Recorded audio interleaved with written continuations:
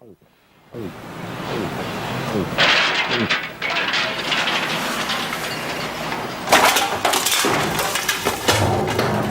you millionaires! Get out of that garbage!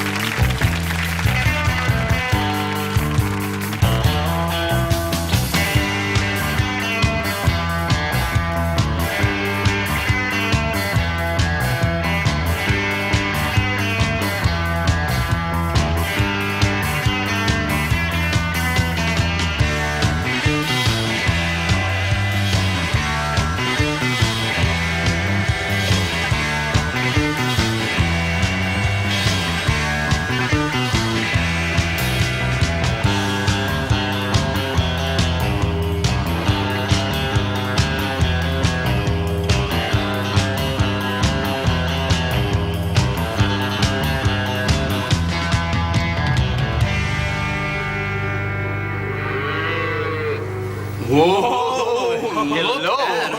Look at that one. Hello, miss. Hello, miss. Hi there. Hello, miss. Excuse me, Hi there. miss. How you Could I have doing? a minute of your time, How you miss? doing? Hello, miss. I wouldn't throw her out of bed for, aging. No, sir. I guess not. You know what I'd like to do to her, guys? What? Take her out to a little black and white foreign film. The kind with subtitles? Oui, monsieur. Then afterwards, I'd drive her home. All the way, if you know what I mean. Think I do. And I wouldn't leave her house until Until I saw her safely to her door. Ooh, killer fish. Love Monkey, yeah! Hey, you guys know what I like to do? What? What do you like? I like to find a girl. Whoa! Oh, a woman. Who's, still having problems with her ex-boyfriend. I've heard of that. And then we, work them out together. The two of you? Alone. In a bistro? He was a bastard to you. More coffee, more coffee, more coffee. Hey. I'd like to meet her parents. I wouldn't throw her out of bed for aging. No way. And feeling insecure about it? All right. Yeah. Do you know what I like? What do you like, man? I like to meet a girl. Whoa. Oh, a woman. Get her back to my place. Get her on the bed, under the covers, then have her read all the poems she's ever written. Oh, yeah. Dim the lights and break out the haikus. Make it rhyme, sister. Make it rhyme. Yes. You guys know that new receptionist who works out front? Oh, yeah. Woman like that, make you forget about Hiroshima. You know what I like to do to her, guys? What? Date her for about 3 years till we became, I don't know, soulmates. Then when the moment was just right, I'd slip her old man the question, you know, ask for her hand. And once we were married in a perfect ceremony, I'd take her to little out-of-the-way suburbs like, Brayside Estates. I saw the brochures. And with my bare hands, I'd build her a house. I'm talking furniture, a spice rack. a garage. Sure, a garage. Shut up! What? The receptionist is my sister. Oh, jeez.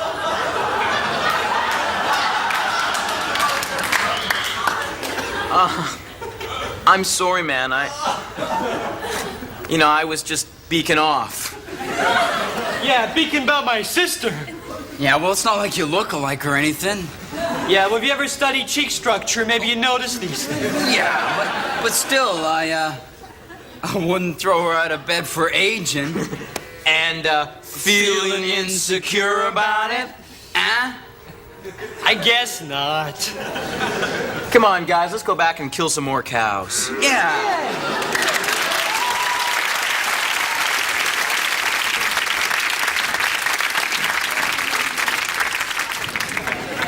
everybody. Don't panic. I mean, I'm only crushing your head. Oh, working stiffs. Say, boys, how's it going down at the plant? And how are those helmets doing? Not so good. Now I'm crushing your head. I crush your head. Crush. Hey, you know what you are? You're a yuppie. That's right. I just made that word up. It's my word. And I'm crushing your head, yuppie. Wish. Where do you idiots come from to get your head so terribly crushed?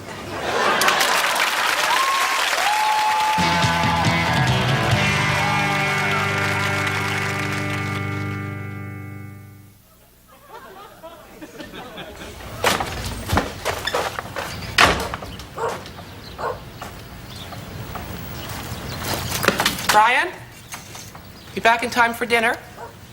Mom, we just ate dinner. I don't mind. I'll put a plate in the oven. Mom, don't. We just ate. Brian, I don't mind. Gotta go, Mom. Well, don't blame me if it's all dried out.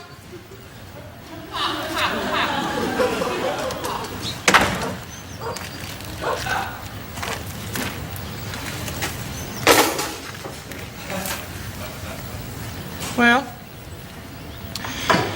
I must admit that I was completely floored when my middle son Brian dropped his bombshell on my husband Gordon and I the other night. We were sitting around the kitchen table having a lovely cup of coffee, and I just asked Brian whether or not he wanted some more sugar and why he wasn't married.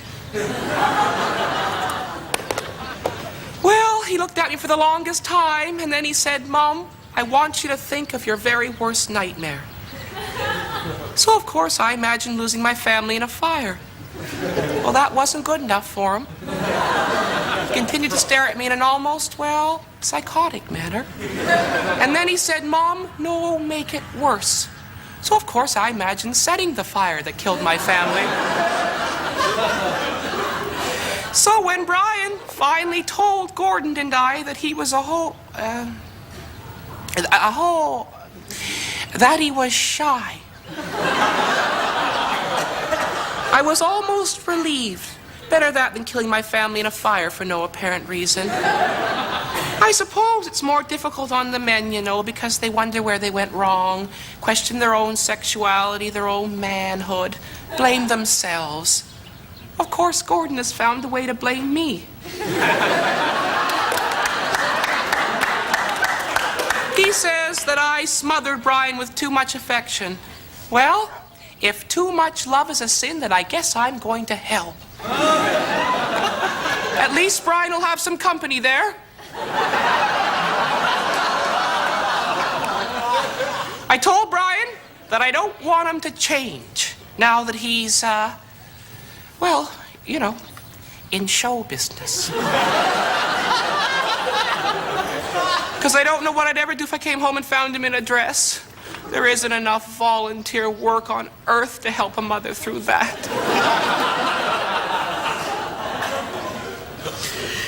You know, it's just that, well, I just hope that he's practicing no sex.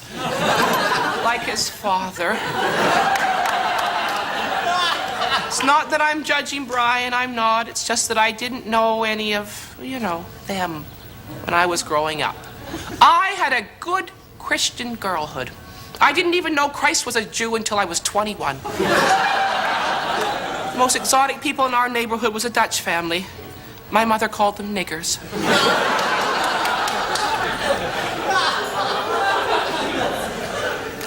I wonder what Gordon is thinking now.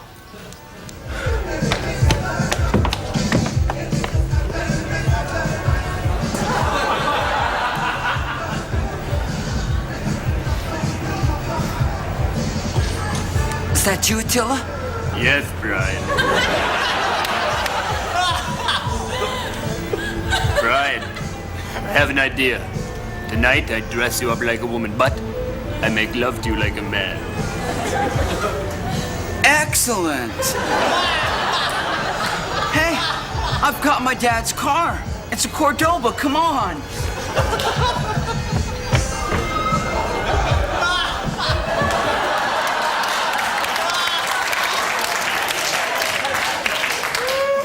Oh, I wish I drank.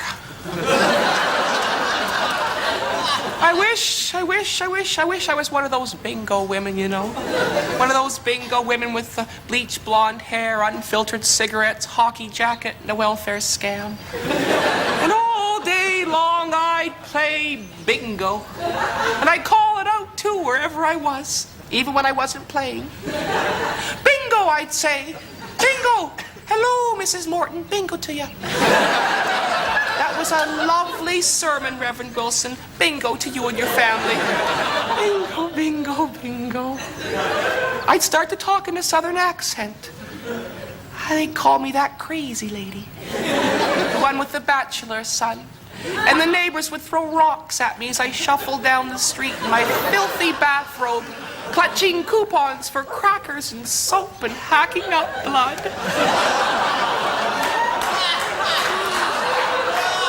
Oh, Gordon would leave me for a younger woman or man. And I'd end up living in a shopping cart at the end of the block where the fields begin. I'd rub cherries on my lips and cheeks to feel pretty. And wear sausages in a link around my neck. On Saturday night, when my son Brian came to visit with his traveling companion. It's Gordon I worry about, though. He is obsessed with this thing. He's like a dog worrying a bone. Penny for your thoughts, dear. Where over the rainbow, la la la la la la la la. You know, Attila, Yes, Brian. you remind me of my father.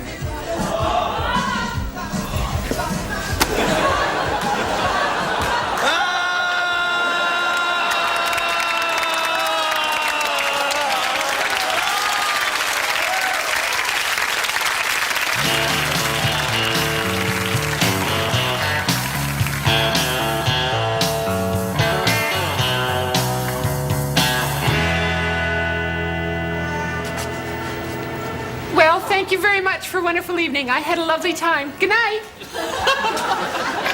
So are you gonna sleep with me or what? No, I'm not going to sleep with you. I hadn't thought about sleeping with you, actually. It's because I have a cabbage for a head, isn't it?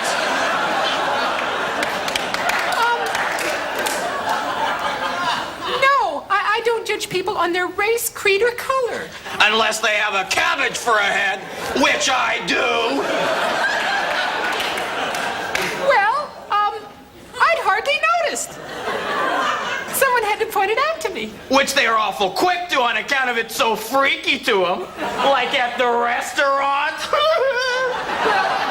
you know, I don't think anyone would have noticed if you hadn't screamed. I bet we got such a shitty table because I have a cabbage for a head.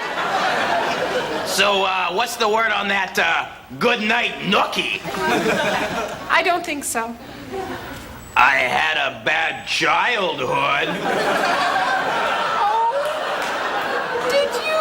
Yeah, the other kids wouldn't let me join in all their playful games. Oh, that's terrible. My dad, the farmer, got drunk, tried to harvest my head. Could be true. I'm so sorry. So how about it? The mummy and the daddy dance? Look, I don't love you.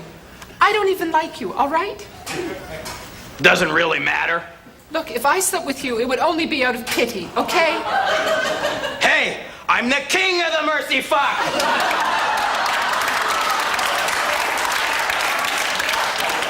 I'm sorry. At least let me come in and water my head.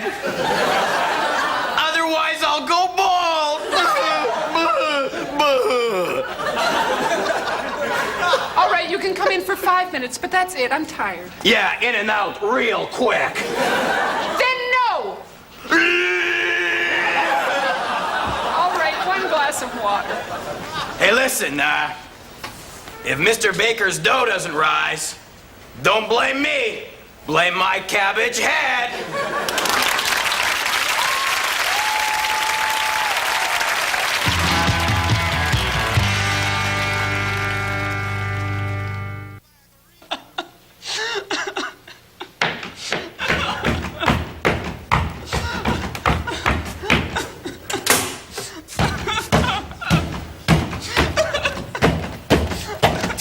Coming. Hi. Hi. Oh, no, did I wake you? I'm sorry. That's okay. What's wrong? Laurie threw me out.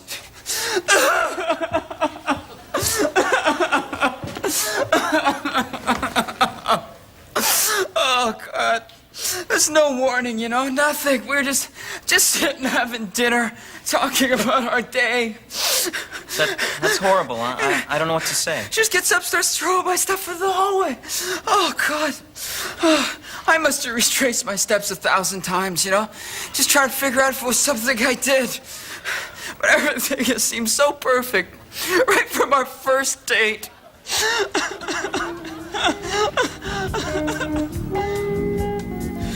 Order anything you'd like. I think I'm gonna have the duck. Waiter, is there anything you'd recommend?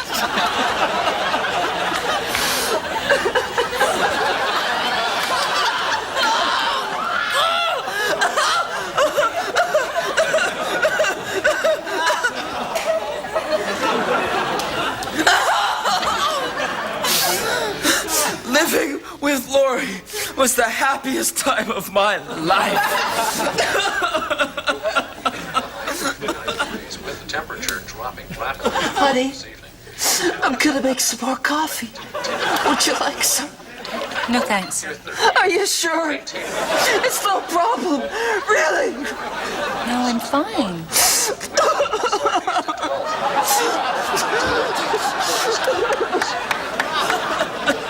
Oh, Laurie. Hey, it's okay if I sleep here tonight? No, that's a problem. See, I don't have a bed for Well, hey, you. doesn't this couch fold out? No, I don't think so. Oh, I just sure it does. No, Come on, look. Oh. Yeah, it does. Come on.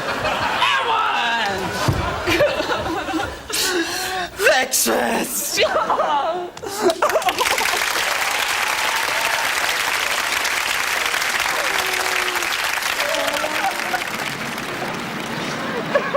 Oh, what's wrong, crybaby? Why are you so sad? Has the world treated you so terribly badly? Let me wipe the tears from your face. Oops, pressed your head. So sue me. Wait, come back. Come on, there's no charge for a flat head. Hush, hush, hush.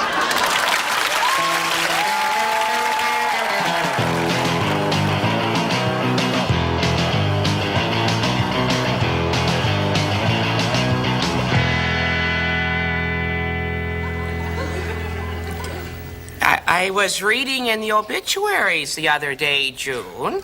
Oh, no. Oh, yes, and I see that Miss Ida Kincaid has passed away. Oh, Cancer. sad. Sad. Cancer. Oh, sad. Cancer. Oh, cancer is sad. It's a very sad Oh, thing, cancer, you know, dear. cancer, cancer. Oh, and my daughter Janie. Oh, it's Janie, Dad. Oh, no, she's getting married, dear. Oh, how wonderful for you. Oh, but you must be so... Mom. Oh, hi, son. Have you met my son, Rusty? No. He's just finished high school, but he hasn't found a job yet. He doesn't know what direction he's going in, but I'm sure once he does, he'll go in that direction directly. Perhaps they... Mom, get off my back. Was I on your back, son? Little bit. I'm sorry. Have you met my friend, Mrs. Wilson? No. No, I haven't. Well, her daughter Janie is getting married. Do you know Janie? Oh. No, I don't. But if she's anything like her mother, I'm sure she's quite ravishing. Mom, I'm hungry. hungry? Yeah. Oh, well then, I better get you something to eat then. Well, let me help you in the kitchen there, Joe. No. You stay here. Yes, you stay put. Now, Rusty, you make sure Mrs. Wilson doesn't get bored. Okay. So, where have you been hiding all these years? Oh, Rusty, I haven't exactly been hiding. I've been writing for the church newsletter for 34 years. Wow. I think words are just so sensual. Oh, are you a bit of a scribbler, dear? Yeah, I've got some poems on restlessness in my jean jacket. I'll read you about No. 5. Oh, I'm sorry. I just never read a friend's work. So I'm a friend then, am I? Oh, I'm fond of the whole family, dear. It's not much of a family, is it? Just me and my mom. And I'm the black sheep. Does that scare you?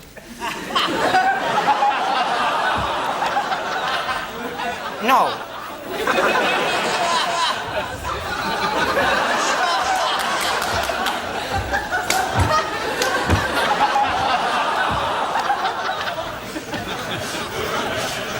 I want you. I've got a fistful of finger sandwiches. Oh, so tell me, what you gonna do now that Janie is dead? Mom, I'm thirsty. Are you thirsty? Oh, I bring sandwiches. I don't bring anything to drink. Where was my head? Oh, I'll get you something. What would you like, son? I'll have a root beer, Mom. And for you, dear? And for the lady, Brandy Alexander. Brandy Alexander. Oh, my. What a lovely view of the construction your mother has across the street. My, the light really brings out the blue in your hair. It's just a rinse. It's hot in here, isn't it? I can't recall a hotter January. Here, let me help you with your sweater clip. Oops, the wind. I'm on fire. Let me run through your sprinkler. Stop it, Rusty, stop it! You don't want an old relic like me. You need a younger gal. I've dated younger women. Women 40, 50. They're children. It's you I want. Oh. I couldn't find any brandy anywhere for the life of me.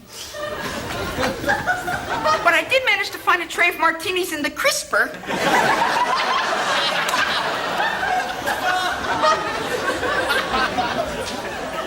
Mom, there's an off chance I might want to watch TV later. Oh, then I better go lead through the TV guide with a highlighter then.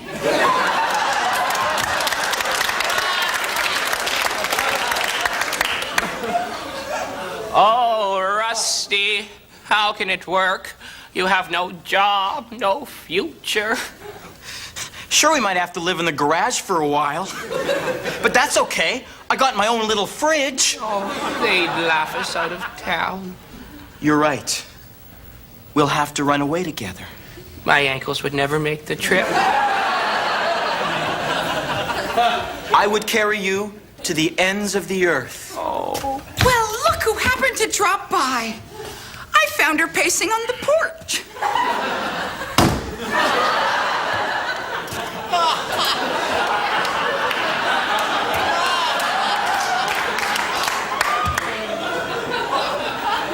You know Mrs. Beamish, don't you, Rusty? Hello, Barbara. Barbara? Helen. Rusty? I see you got the walker. Yes, thank you very much. I'm sorry about your hip. It was worth it.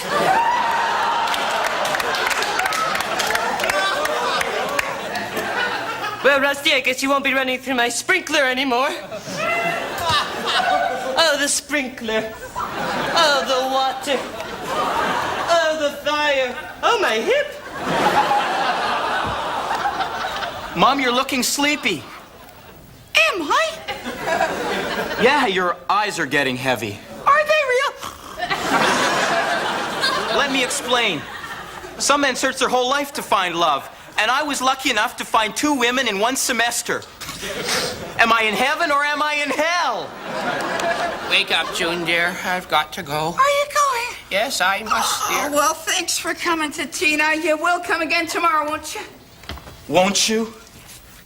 I'm not a plaything. I'm a senior. You've got to learn the difference. Then teach me, teacher. Maybe. What a lovely tea.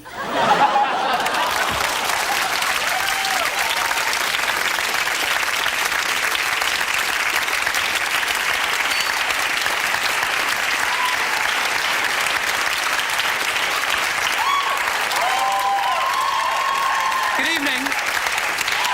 Good evening. My name is David Foley, and I am a man with an unusual power.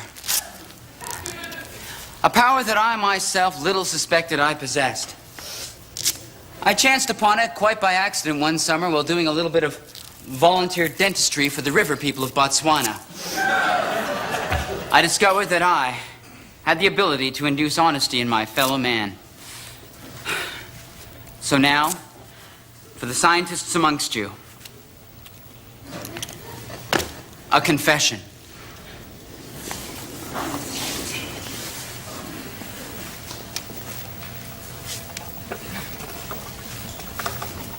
Hi, Mark. Hi, Dave. What's up?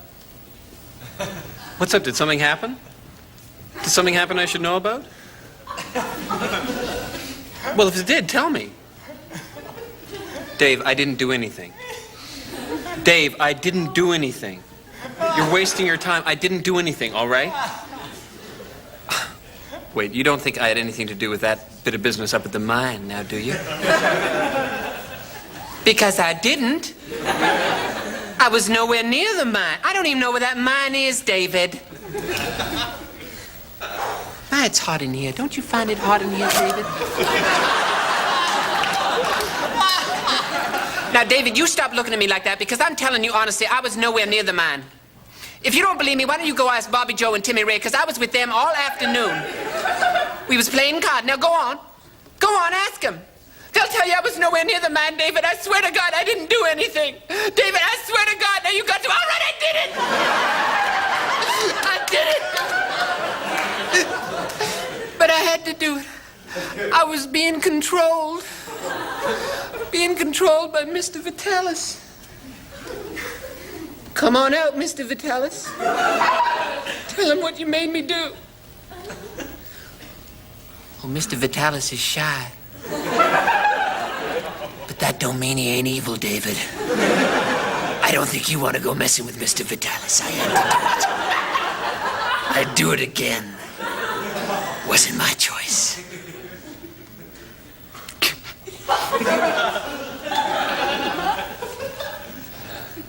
Come on, David. I told you I did it.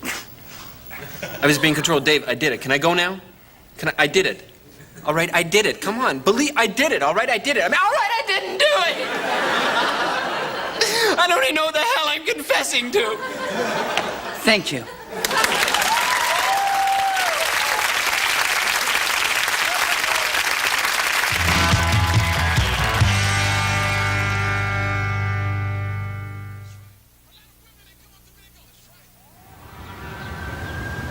Hey, old lady, I'm crushing your head. I beg your pardon? I'm just crushing the heads that need to get crushed, like yours, madam. My head is perfectly fine, thank you. No, it's not. It's shaped like an acorn. Can I flatten it for you? Wish, wish, wish. No. Come on. Take out your dentures. It'll be fun. I'll crush your head. Get out of the way, old lady. Your head's in serious trouble. I'm crushing your head. No, I'm crushing your head. No, I'm crushing your head. How can you when yours is already flat? Victory! Not a chance. Victory, I crushed your head. No, you didn't. My head is fine. fine. I'm number one. I'm number one. No, you're number flat. I'm number one. I'm number one. Sure is getting crowded around here. Crush you.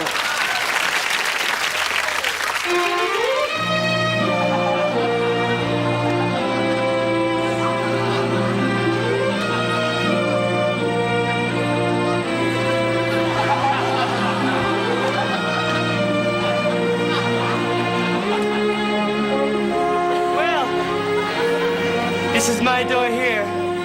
Thank you for the lovely evening. I had a wonderful time. Well, this was our 5th date, and may I say it was magical? They've all been magical. The first day was the best, but they've been getting better. They're better than best. They're bester. Why, thank you. I think I can honestly say that these evenings have all been magical for me as well. Really? I have something I'd like to ask you. Oh, I don't know. Maybe I don't have the right to ask. But then, should I live life as a coward? Live a living hell of unanswered questions? Or shall I rage forward into the still waters of my future, letting my wake ripple where it may, perhaps tossing the metaphoric boats of less daring souls aside? Please, ask me. I don't know if I should. Ask me. I really Ask- don't. Do you love me?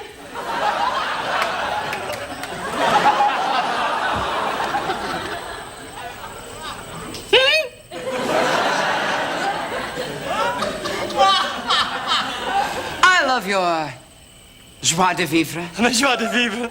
your level-headedness, and yet your quirky sense of fun. Then you love me. I love your righteous indignation, your moral outrage, and still, your compassion for the failings of others. So you love me. I love your hair. Oh, there are so many things about you that I love. But me, do you love me? No, I don't love you. But you said you loved everything about me. I know it's funny, isn't it? How could you love everything about me and not love me? Well, take the tree, for example. I can love the roots of the tree, each tangled, each elated fiber. And I can love the trunk of the tree and the bark that surrounds. And I can be enthralled by the branches, each bud, twig, and leaf, but put them all together and nothing. Icky, icky tree. I hate that tree. And it's very much the same with you. But I love all your component parts, honestly, I do. Well, you love all my parts. You must like me an awful lot. No, that's the blank, unholy irony of it. I don't even like you. Will you marry me? No, I will not marry you. Push, that's a relief. Well, I guess I'll pick you up Wednesday for the ballet, huh, darling? No, Owen, for I cannot see you anymore. But why? Because you don't like me. How can I see someone who doesn't even like me? Gee, I guess I never really thought of it like that. I guess my problem is I don't take the time to step back from things and see them for what they really are.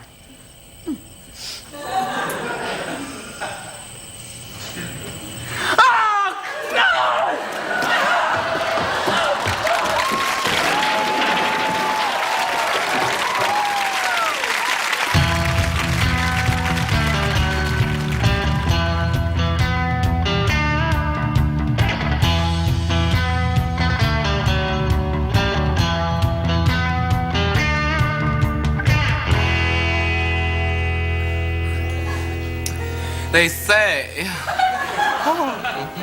that the notion of love at first sight is an impossible idea. Now, I may have been born yesterday, but I still went shopping. It happens. Well, it happened to me. Oh, it was years ago when I was living in Baghdad. On the day in question, it was a sexy, sunny, Iraqi day. And I was lounging about the pool at the Danish consulate wearing next to nothing. Oh. fact, at one point, all I was wearing was a diplomat's hand.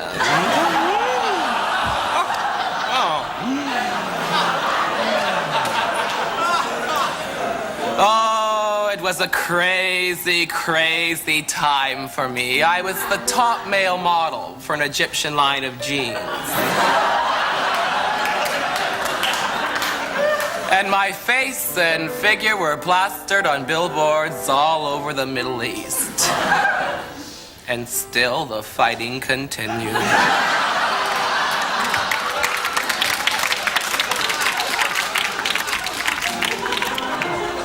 Serge, the man, came striding into the pool area like the Colossus of Rhodes and shot me a look of raw passion that heroes have been shooting at heroes for thousands and thousands of years. I froze.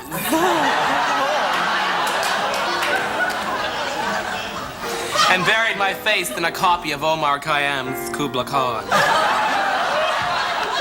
But it was upside down, so I feigned dyslexia.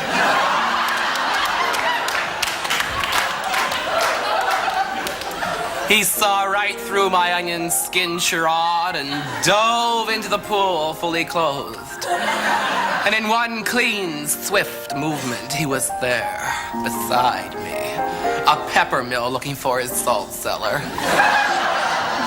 Oh yes, Serge was black, which is odd, don't you think, him being Danish and all? But I figure if the French can worship Jerry Lewis and the Turks can invent the croissant, anything's possible in this crazy, crazy world. I turned to Serge, and with the spontaneity of champagne in a slipper, I said, I need a lover. And that was it. We were together for 6 months, which in heterosexual terms is 3 reincarnations with the same mate.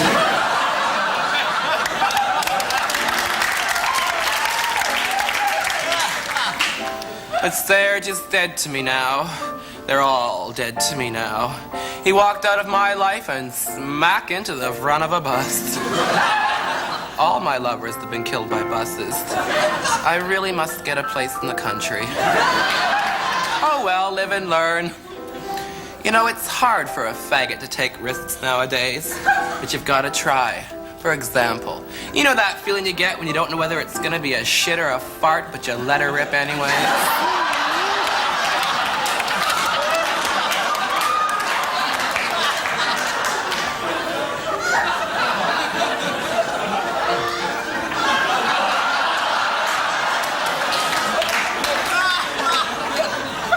I hesitated to use that analogy to a heterosexual audience because whenever you mention anything remotely anal, they always rush out to vacuum their car.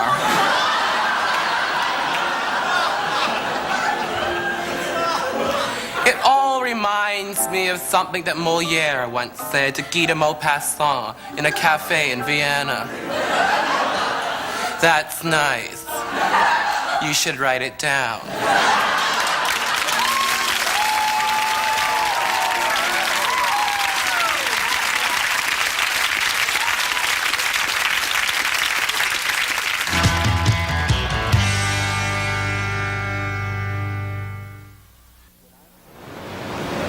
When I first met Sportva, she was standing with her nose pressed up against the used bookstore window. Beneath her arm was some flowers. And oh yeah, she was naked. Well, she was more than naked. She was naked for Jesus.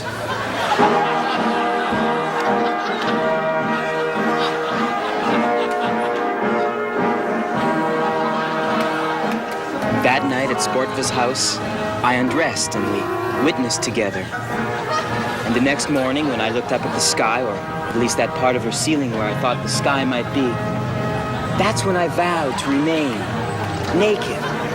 Naked for Jesus. Just last week I was driving along in my usual enlightened state when a peace officer pulled me over. He was going to arrest me, but when I explained to him of my newfound faith, he let me go. In fact, now, Officer Woodward walks his beat, naked. naked for Jesus. And we're not alone. I see a time coming when people from all walks of life rise up and strip down. I see doctors and lawyers, management trainees, pharmacists and socialists united. I see cowboys and Indians, farmers, drifters, whole choirs, all standing naked, naked for Jesus. So when you go home tonight and undress, be it to shower or to sleep, take a look in the mirror and ask yourself, am I merely naked or am I...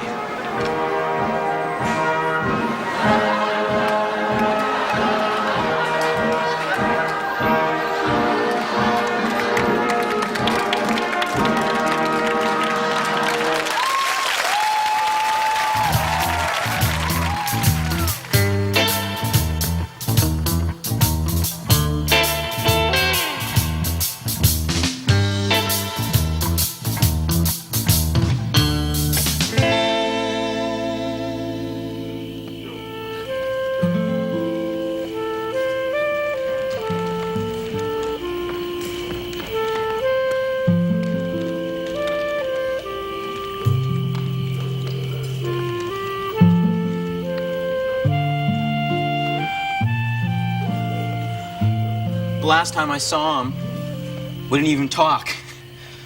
We just watched the Flintstones.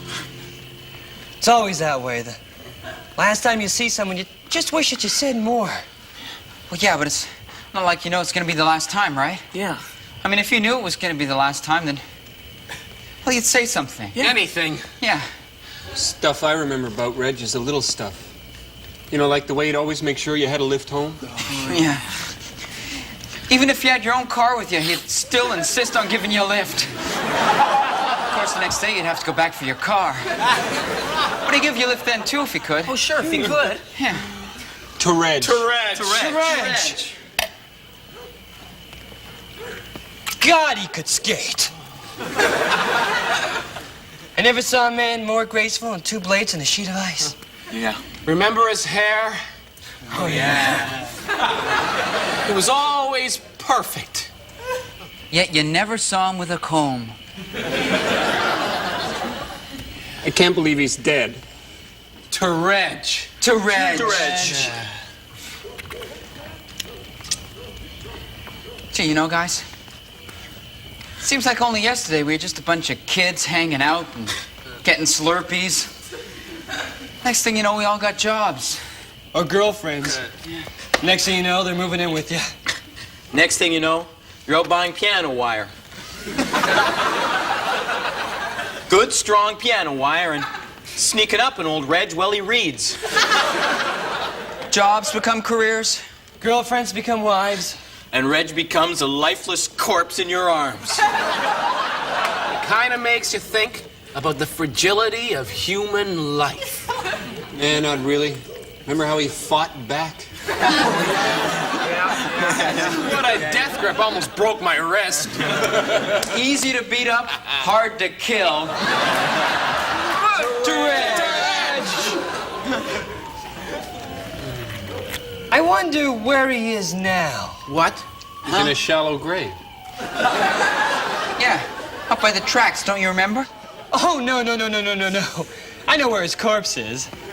I meant spiritually. I wonder where his soul is. Oh,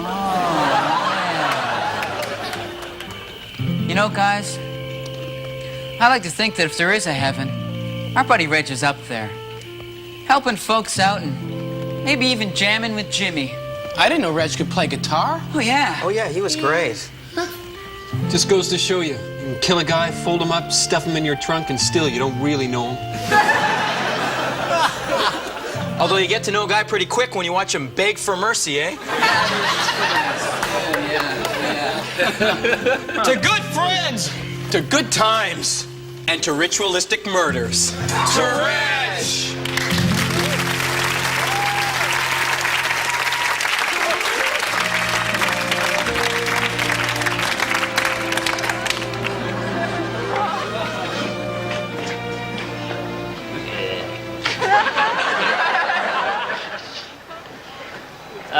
That's it. I quit. I've retired. I will crush no more heads. The plane's Indian. This got a broad. This is not a passing broad. What a head! What a head! Oh, he's gone! What an opportunity missed! Oh, that was trophy material. No, I will crush your head, my little cabbage friend. But first, I practice. I'm crushing your head. I'm crushing... You'll do. I'm crushing your head, Mr. Businessman. See that? Your head's flat. Is your mother still dressing you? She should have just crushed your head. Good night.